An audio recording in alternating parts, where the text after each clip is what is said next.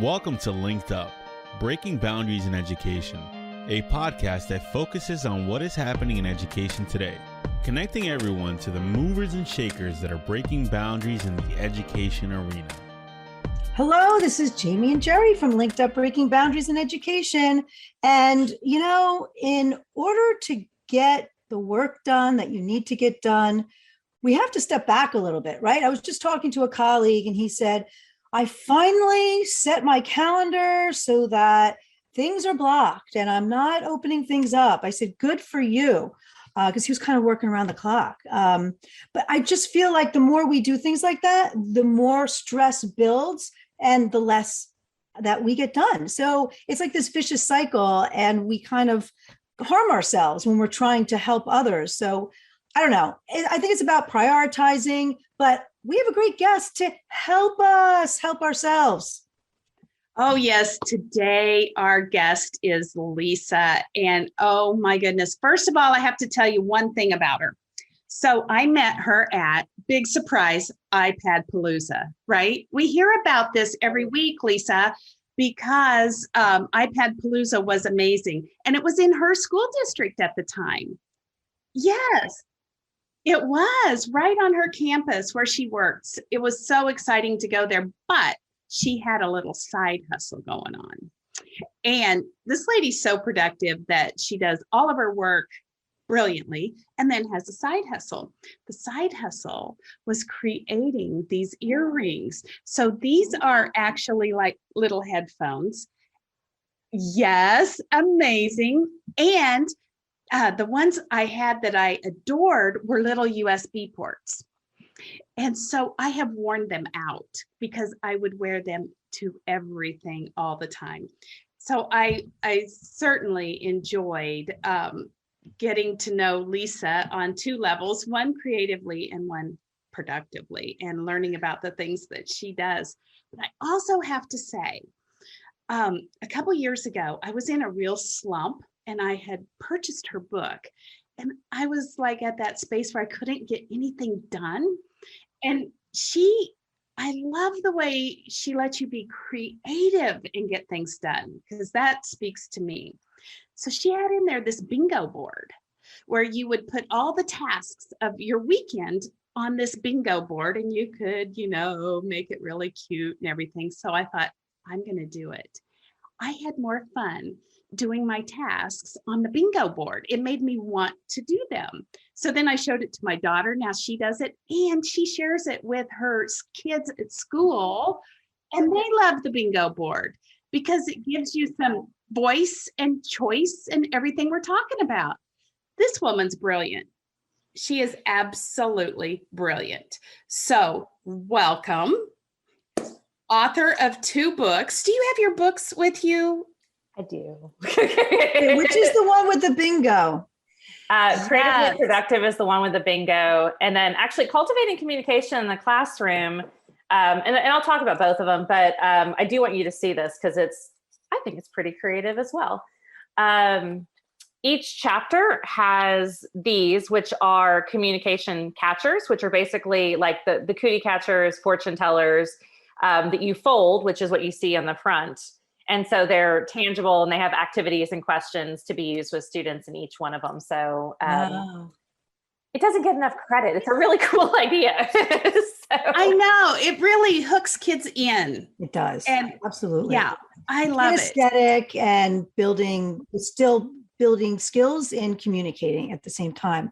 Love it. Right up my alley. Love it. Oh, me too. So it's so exciting to have Lisa Johnson on with us today and to talk to us about not only productivity, but social emotional learning. And I suspect that productivity is a huge part of social emotional learning. So Lisa, tell us, take it away, girlfriend. Okay, so I'm gonna give you a little bit of backstory and context to the books, and then I can kind of get into talking about those, and we'll go from there, I guess. So I have 2 boys, and one of them we found out was on the spectrum, And later on, I found out actually that last year during, what we call snowpocalypse and COVID and all of the other things that happened last year, I had found out I'd had ADD. And then I also found out later on that I actually have ASD level 1, which is basically what Asperger's used to be. But they diagnose things differently on the spectrum. Anyway, I say all of this because what I was finding in my own life and in my child's life and in working with students was there was such a need for social emotional learning and such a need for executive functioning skills. And they weren't really being taught because, think about it, like within the past, 10 years, the iPad came out in 2011? 10? There you go. Mm-hmm. There you go. So, 11 years ago, and then everything kind of swiftly moved almost exclusively digital, but we didn't really teach kids how to transition from, okay, you've got your, folder and you put your homework on this side and you put, what you need to do on this side or study for on this side. We didn't talk to them about, color coding. Because in elementary, you color code the folders, like English is always, green or, and we inherently build these routines into students' lives. And what was starting to happen was because everything moved so quickly from analog, and yes, we had digital, but it really went, full swing into digital, that a lot of those skills just weren't catching up. We weren't teaching them, and they were really, really helpful. And then you also, you can look at this in the media. I don't have the statistics for it, but you are having more and more students get diagnosed with a variety of things, whether it be dyslexia or ADD or a learning disability or whatever it is. And I don't think it's more prevalent. I think people understand it better. And I think people are better apt to diagnose it now than they were, many years ago. And so all of that combined kind of led me to start writing the 2 books that I was writing, because it was everything I was already doing for students and already doing to support teachers, because I was finding that there was such a need for it. And it just wasn't being readily, taught. So the first book, I'll just show you, was all about communication skills. And really that does fit into social emotional learning, because there's a lot of like relationship skills and things like that. And when I say communication, I don't just mean oral skills and, written skills, because I think that's what was initially focused on. There's so many other things that are communication. There's nonverbal skills, there's, visual communication and all of those things. And then you have this explosion of emojis and all of these other things that are really great for dual coding for kids who need to see an image alongside of a text, or, if you have language learners and things like that. So the first book really focused on, talking about email etiquette and talking about, because these kids didn't grow up with email. It wasn't something that they were used to being able to navigate. And so there's lots of, college and career ready examples and things like that for that, collaboration, and more so setting norms and navigating, like, how do you do that? How do you set norms? How do you, navigate if somebody in your group is not doing what they need to be doing? The third chapter in that book is visual literacy and presentation skills, because that is another form of communication. And it was one that needed a lot of help. And so I did a lot of research on TED Talks and presentation skills and all of these things, and kind of gave that to our students. And then chapter 4 deals with projects and publishing. And chapter 5 deals with resumes and online portfolios, and then really what that looks like and how you're communicating what you're putting online. And then finally, the last 2 chapters deal with social media and curation, because those are ways that we communicate, and all of those things. And so it takes kind of the duality of all of that through communication skills and, social emotional learning, college and career readiness skills. So that's essentially this in a nutshell. And Lisa, can I interject something here? Please. Your book is so important because as teachers, we didn't grow up with this either. So we didn't have that baseline and that skill set, but yet we needed to teach that to students. And so your book is so critical in helping. I bet you teach teachers as much as you teach students, because we all need to learn these skills. And you're absolutely right. Like, both of my books have a duality of, this is something we need to be modeling for students as well. And this is something that, like, I didn't grow up in it. I grew up in AOL chat rooms with pagers. Like, well, pager wasn't in the AOL chat room, but you get the general idea. We handwritten letters and all of that sort of stuff. I didn't grow up in what we call kind of the microwave culture of things happening so quickly and immediately and permanently in many ways.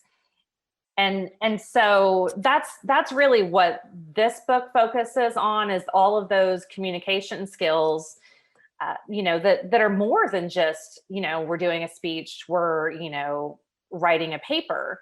All of those things are important, but communication skills have kind of expanded. And actually in the back, I'll show you before we kind of talk about some of the other tips and goals and all that sort of stuff. I'm a note taker, so I also take notes in my own books. So I'll make notes of like, oh, I want to add that the next time or whatever. But there's an SEL index in this particular book. And so, for example, it talks about self-awareness and self-management. And then it tells you all of the different activities that will meet that particular SEL goal. And then those are the first two. And then in the back, same thing. It talks about social awareness and relationship skills and responsible decision-making. And then it talks about all of the different activities and where you can find them that support that. So I felt really strongly that that was something that I was passionate about. And I felt like I had enough of a skill set that I could support that.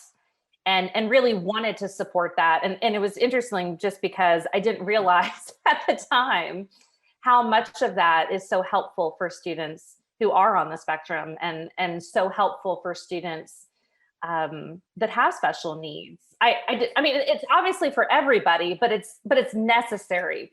It's kind of the whole universal design for learning. It's helpful for, it's necessary. Let me go back. It's necessary for these students, but it's really helpful and beneficial for everybody. Right. And so that was kind of how that happened.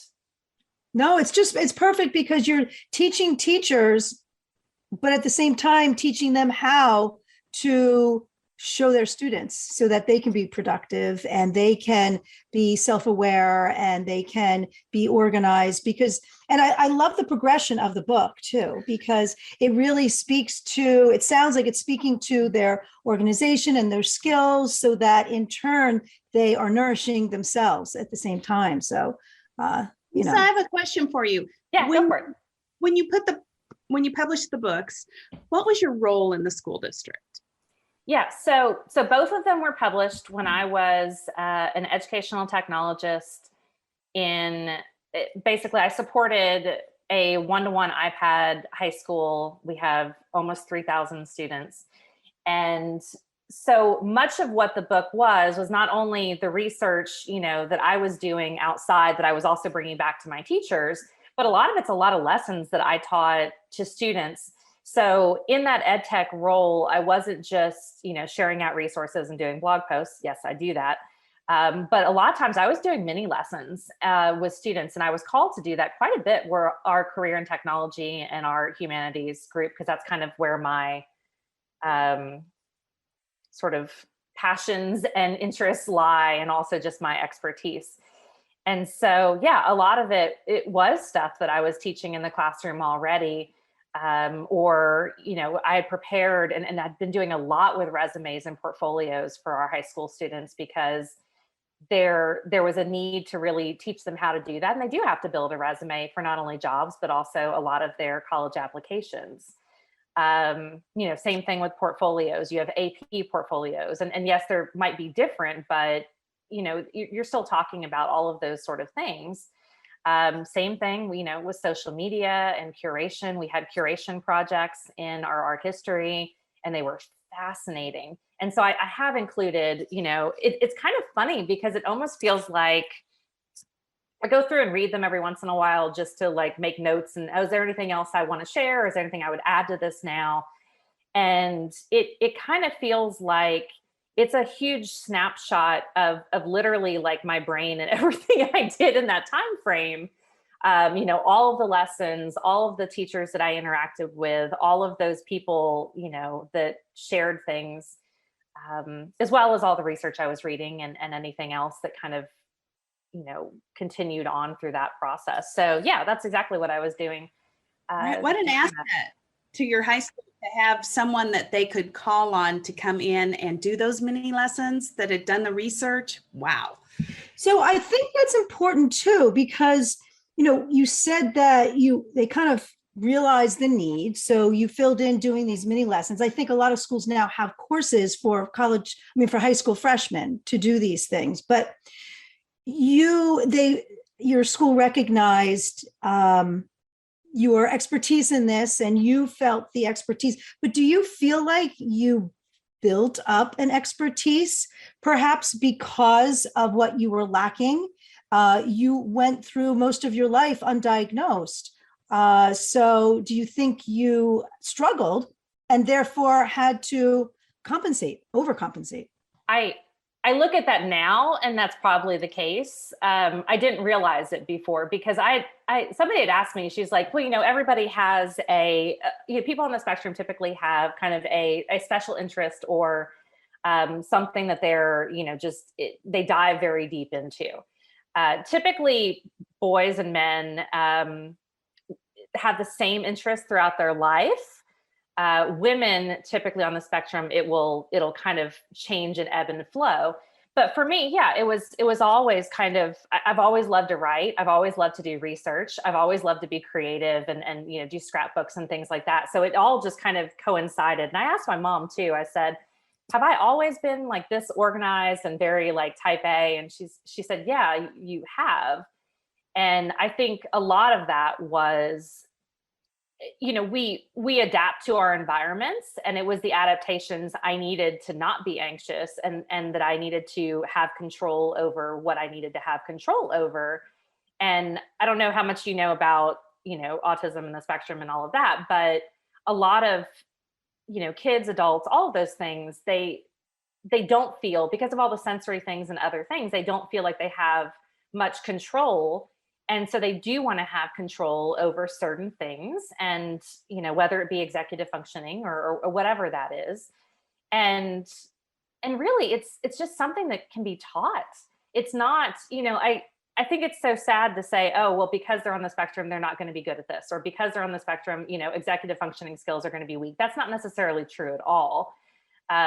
You know, I've seen it with my own son. You know, once I started teaching him certain things, and once we started building routines, and he would give me feedback and say, okay, well, I don't like it to do it this way, I want to do it this way, he's good to go. So it's just a learning process. But yeah, as I look back at both of the books, and this one as well. So the first one deals a lot more with visual literacy, and communication skills and things like that, in the broader sense. And I think, you know, I talk a lot about dual coding things, and I talk a lot about kind of simplifying things and making them easier for everybody to digest. And it's not about dumbing things down. It's about, you know, it really is about universal design for learning and, you know, reducing barriers and things like that. And so it absolutely, as I read back through that, I was like, oh yeah. And actually, as I even look back at journals and other things like that, I was like, for sure, I don't know how someone didn't catch this, but I have built a lot of those skills. And I also think, I mean, I could not share about this. You know, I know that some people don't feel comfortable talking about their diagnosis and things of that.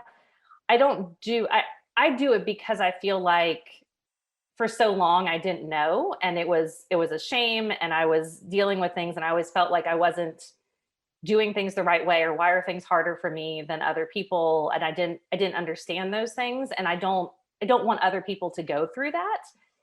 And I've also navigated so long, and I found so many different things that work. And I know you were talking about this too, Jerry, about, and I'll mention more about Creatively Productive in a second, but for example, that bingo board, That's actually by Lala Lauren Creates on Instagram.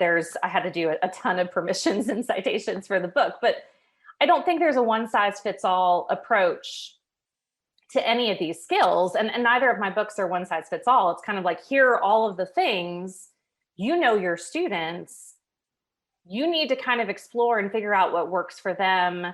And many times give them multiple options, not 15 options, because they're going to have decision fatigue, but like 2 or 3, and say, look at these. Which one do you think you want to try? Which one, might be better for you? And if it's not, you're not a failure. It just means that one didn't work for you. Try a different one. And that's really kind of how I've gotten through life, and how I try to model that as well. Right. And what a role model you are for students that maybe have a struggle. It's great to know that you had the struggle and now you're an author of 2 books. That's just amazing, Lisa. I also feel like, and I know Jerry has your first book, but, these are books for teachers, but I mean, how many of your ideas are teachers taking on for themselves? It really seems like it's not just for them to teach their students, but also to leverage for themselves as well, for sure. Yeah, I mean, they're all multifaceted. And I say it very much in this book as well, The Creatively Productive. I talk a lot about how there's a duality here, and really everything that I'm sharing with you can be used personally, professionally, and with your students. And, I talk about like calculus just because I was horrible at calculus. And I'm sorry if you love calculus, all is well with the world. It's nothing against calculus. It's just not my thing.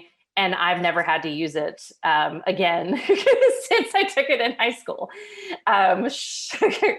But it's one of those things, like if you were writing a book for teachers about teaching calculus, then yes, that would obviously make sense, that you're going to be doing that and focusing on those things. Would it necessarily be transferable to their personal and professional life? Maybe, maybe not.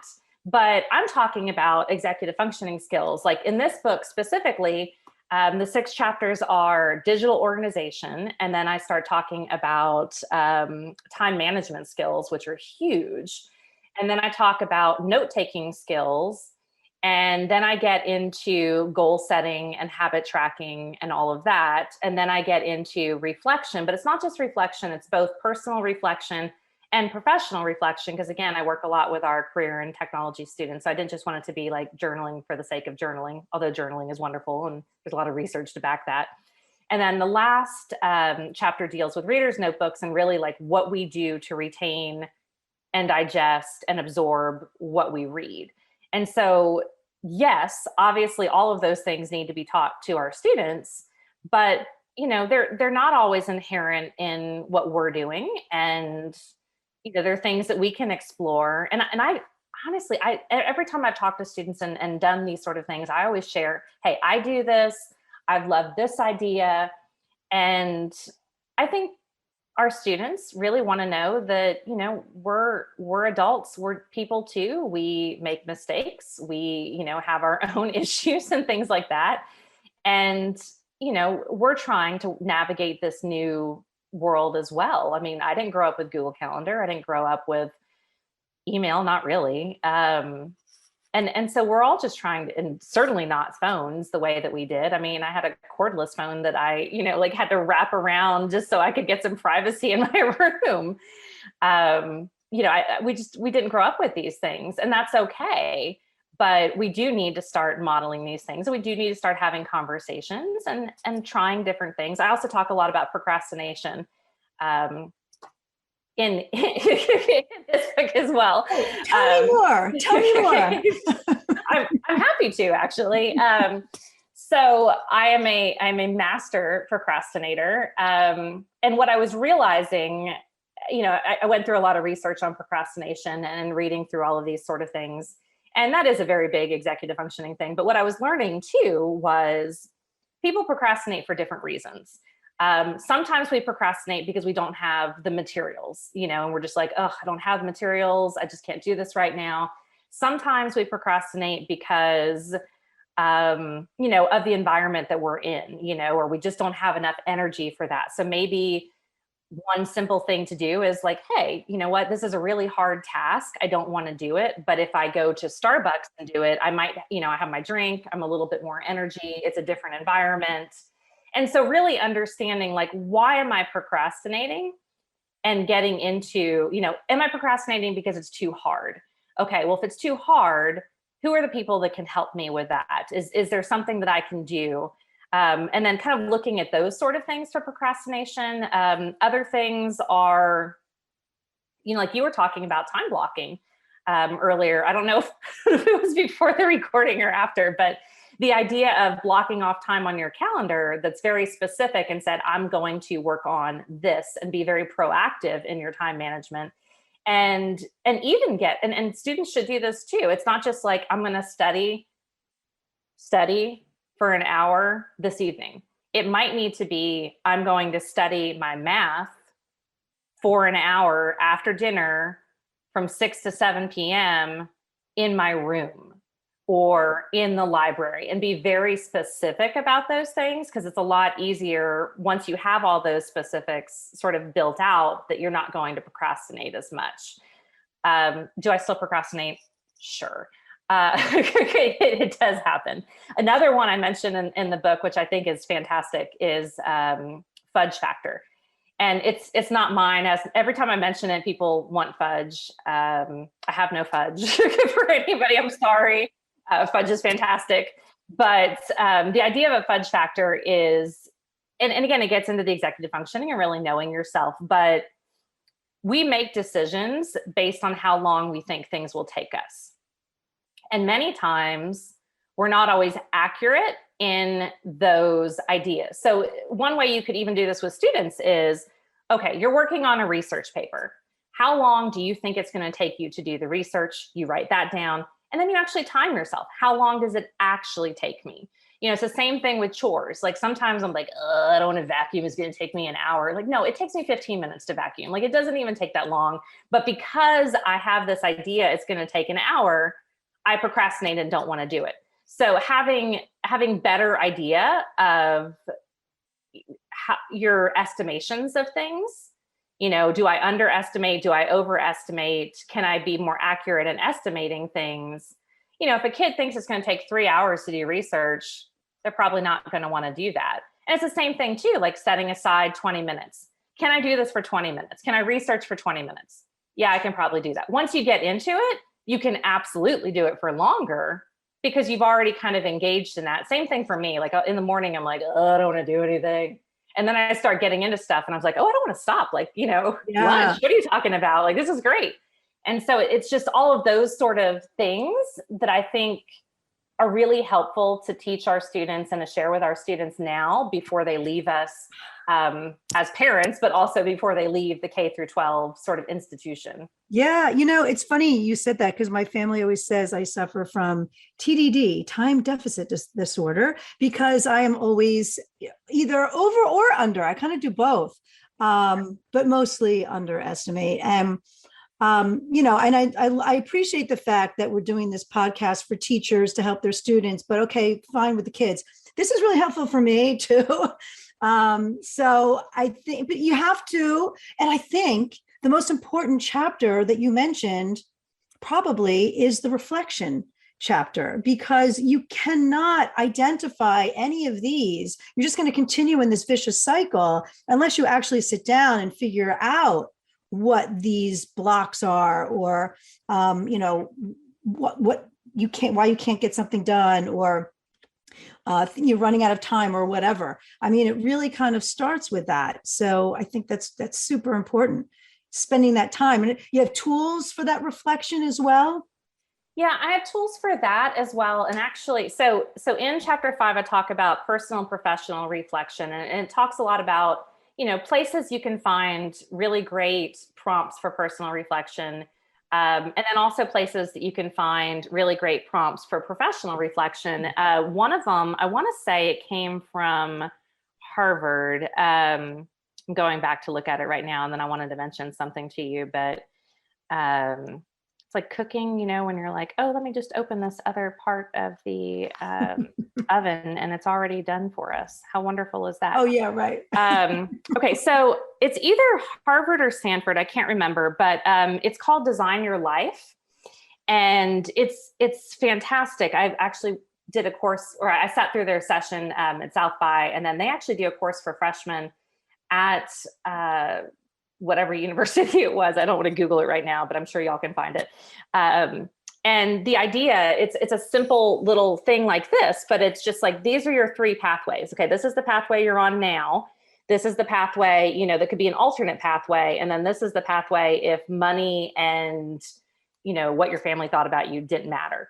And then what they talk about is actually really, really cool. And I can't find it now. Oh, here it is. And then they have 4 gauges, which is, you know, your resources, your likability, your confidence, and your coherence. And so it's like, okay, looking at this plan, do I like it? Do I have the resources for it? Does it really like jive with who I am as a person? And really just looking at that. And so I brought in, my big thing is, I don't think, yes, obviously we have teacher shortages, and obviously, you know, we want amazing teachers and we want to continue to have teachers in the profession. That being said, we're teaching a lot of kids that aren't all going to become teachers. And so we have to teach them a variety of college and career readiness skills that anybody in any profession is going to benefit and be successful with. And that's really what all of these are. In the back, actually, of both of the books, I've interviewed 20 different professionals in a variety of different careers, from, you know, hairdresser to Rashawn Richards, who does Explain Everything, to people at Brain Pop, to architects, to just all different types of people. And I asked them, you know, how important is, you know, email etiquette? How important is, you know, time management?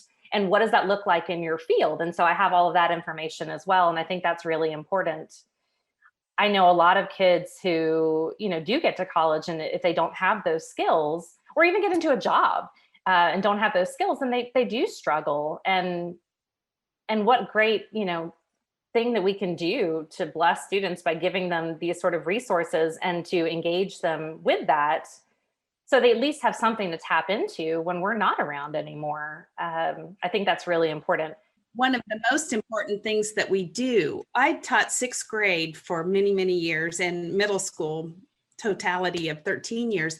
And I always thought if kids were organized, that was the whole problem. It wasn't that they lacked the intelligence to do anything. It was the organization that really brought them down. And I think that's true in careers as well, not having that organization. I think it's one of the best things we can do for our students is to give them these skills so that they will be successful. Absolutely. No, I mean, that's kind of what I was seeing too, is just talking to people, you know, in careers and all over. You know, sometimes they learned on the job. Sometimes they were provided with these skills, but not always. And so coming in with these, you know, it gives you a leg up on navigating, you know, whatever other new information you're already having to navigate and deal with. And I think organization looks different for everybody. You know, you want to color code something, you want to alphabetize something, you know, you want to have something on the left side or the right side, or if you have like a sheet of paper in your pocket that always has everything on it. And that's kind of why when I talk about, you know, all these different tools, I talk about analog tools, I talk about digital tools, and I say there's not a one size fits all for everybody. You have to kind of figure out what works best for you. Me having ADD, digital tools do not work well for me. I just find them to be an extra distraction. So I'm very much an analog planner girl, although I do still use Google, you know, Google Calendar and all of those in tandem just for like quick reminders and things like that. But I like being able to see everything and not be on my computer and kind of have that available to me.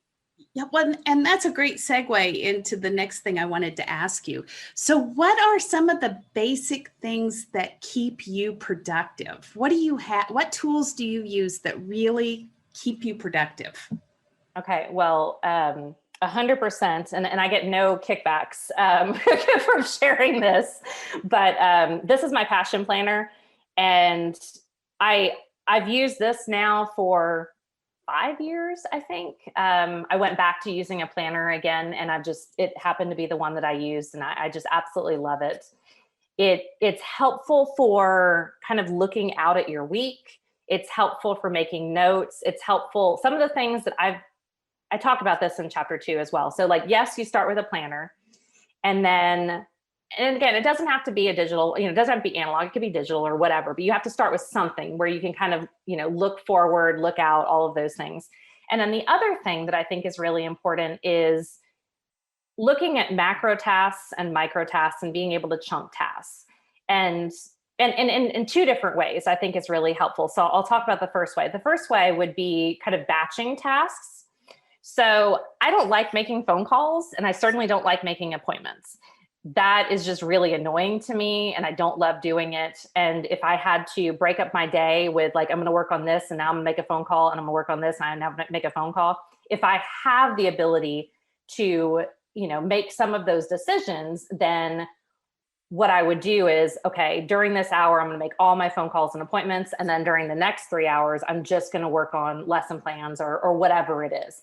And again, not everybody has that flexibility in their day, but they do have some sort of flexibility. And they also just have to be mindful of which tasks, like I'm going to run all of my errands together. Like it wouldn't make sense to, okay, I'm going to go run to H-E-B and then I'm going to come home. Well, maybe you do if you have to put cold clothes, H-E-B is our grocery store, but, come back home, or I'm going to go do this and then come back home. And I'm going to no, you would typically like run all of your errands and then come back home, unless again, you need to get the milk, cold or something like that.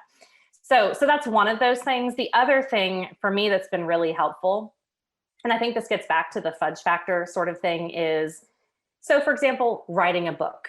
Writing a book should not be one goal because like, where do you even start? So for me, like I would get writer's block, or I would procrastinate because it's like, even writing a chapter, I was like, but it's not just really that. It's okay, well, there's many different smaller pieces.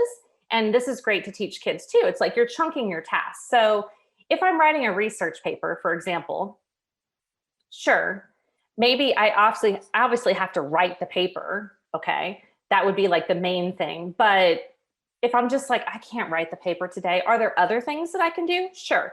I can work on the research. I can work on the grammar and editing of what I've already, maybe I can go watch a TED Talk about this particular topic that will add to this. Maybe I can share my paper with somebody and have them review and edit. Like there are always other subtasks to doing those things. So for example, like I'm working on a course on instructional design that will be released later this year, and an online course. And I could just write like build online course, but we all know that like build online course is not one thing. It's okay, well, I need to edit these. I need to double check the graphics. I need to record this video. I need to update this slide deck. I need to, check my citations and permissions.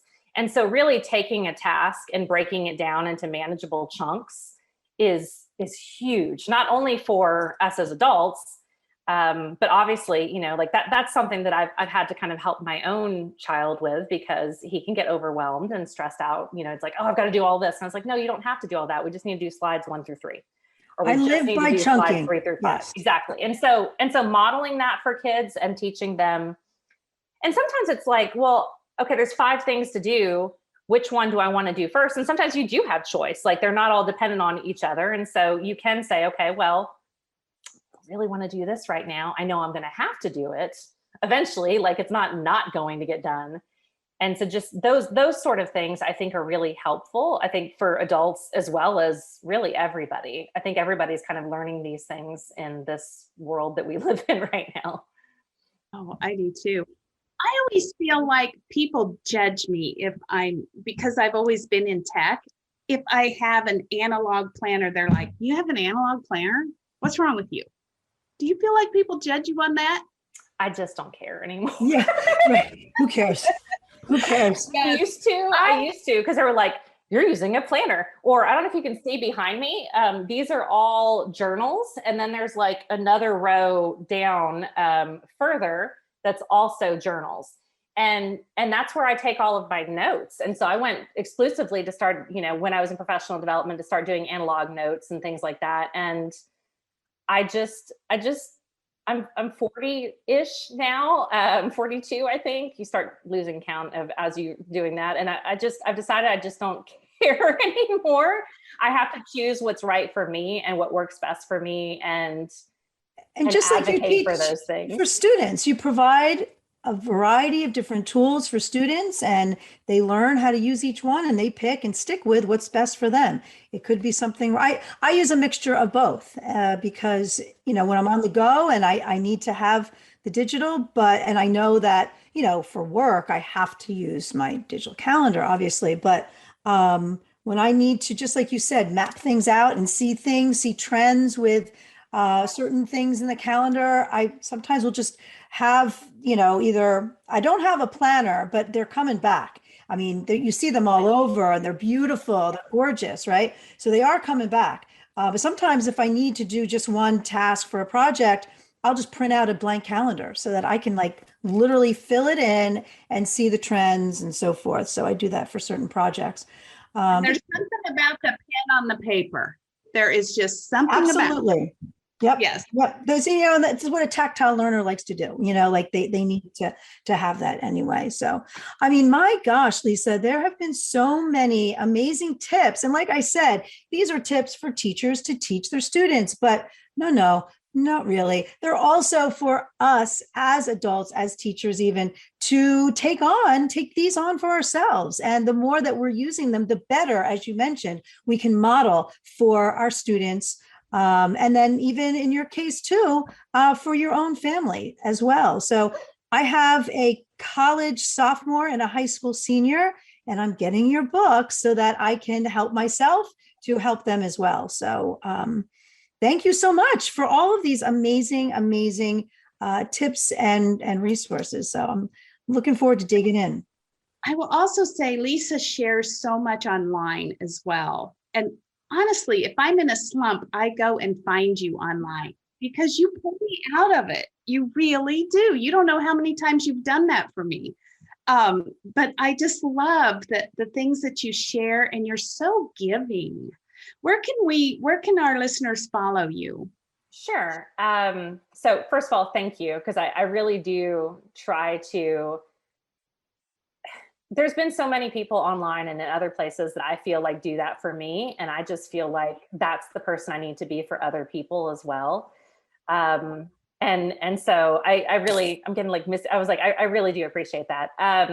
So my website is www.chef4.com. And there are links to my books on Amazon. There are additional resources. There are blog posts. There's all kinds of different things on there. It's kind of my hub. And then, like you said, Jerry, I actually spend a lot of time on Instagram, more so now than Facebook or Twitter. On Facebook and Twitter and Pinterest, I am Tech Chef for You, which is the same as my website.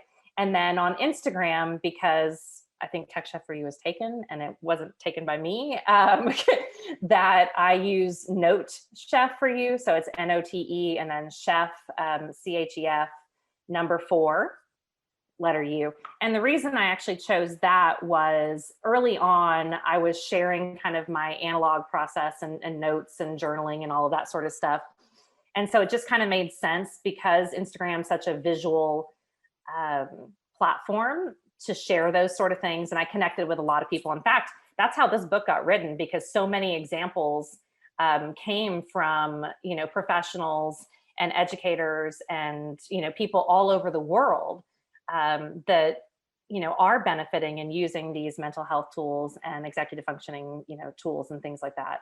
So that's where I am. And then both of these books, both Creatively Productive and Cultivating Communication in the Classroom, are both available on Amazon. And I think both of them have like a look inside feature. So if you wanted to look and see what, kind of they have.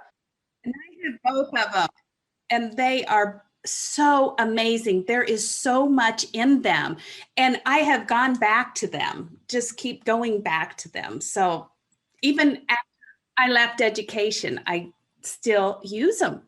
This So- is great too, because I have a workshop that I do for teachers on classroom management, but it's not just behavior. It's about, I do a lot of time on organization and time management. So I'm going to check out your stuff and link up to yours and share your ideas too. And I also have an online study skills course that I do as well. So I can include some of this as well. So so amazing. And we offer, for people listening to our podcast, every 3 podcasts, we have a choice board, and our choice boards are divided up by the themes that have emerged from our podcasts.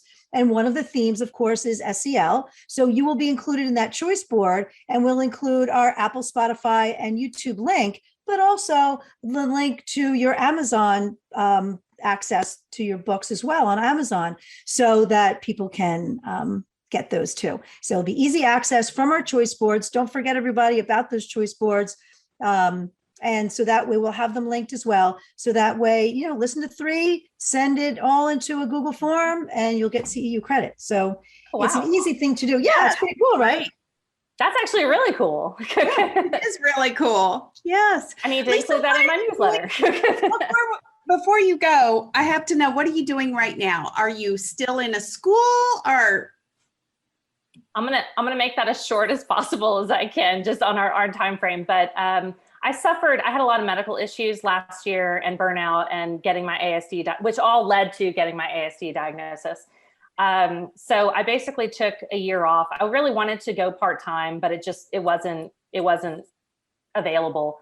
And so I decided to take a year off, but I'm not really taking a year off in the sense of that. Like an online course, you finished the book. Yeah.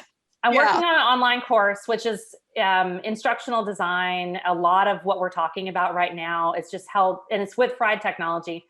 So it's looking at, what can we do as teachers to make things more accessible to students, and not necessarily accessibility tools, but how can we design what we're doing, to support executive functioning skills and scaffolding and all of those sort of things. So that's that course. And then I've actually started outlining my 3rd book, which will be more, and this kind of goes back to this past year, Creatively Productive probably will be the title again, maybe, I don't know, but it'll be more of like at home, the at home edition. So if you follow me on Instagram, my house is very creatively productive and organized and all of that sort of stuff, as is our finances now, and, meals and all of those sort of things, chores and just all of the things that you would normally do at home that everybody can benefit from. So I'm working on kind of putting all that together. I don't know how long it's going to take me, but I'll go back to my chapter on procrastination if I need some help. There you go. What contributions you have given to us? You have really contributed to educators, students, everyone. We're so appreciative of the work you've done, and you have done such great research too. It's just fascinating. It's not that you just told a story. It's so deep. I just love it. So you went out, it's curated and backed by research. And we all need support. And that's kind of like what it's all about, right? Love it. Love it. I'm so excited to get these. So thank you so much for coming on and sharing everything. And we're so excited to share this. And then don't forget, on Wednesdays at 9 p.m. Eastern, we do a Clubhouse conversation. So I'm hoping you can join us for that. And we'll continue this conversation. And if you have questions for Lisa, instead of just listening in the podcast, now you can interact. So we'll send you an invite, Lisa, and add it on. Absolutely. No, I'd love to do that. I'm assuming that's 9 p.m. Eastern Standard Time. So that would be 8 p.m. Central Standard Time. Area Eastern. Yeah, Central. Yes, exactly. All right. Wow. Very good. Thank you so much. Thank you, Jamie. Thank you, Jerry, for having me. You bet. Thank you for listening. And if you would like to stay linked up, be sure to follow us on Apple and Spotify, and subscribe to us on YouTube.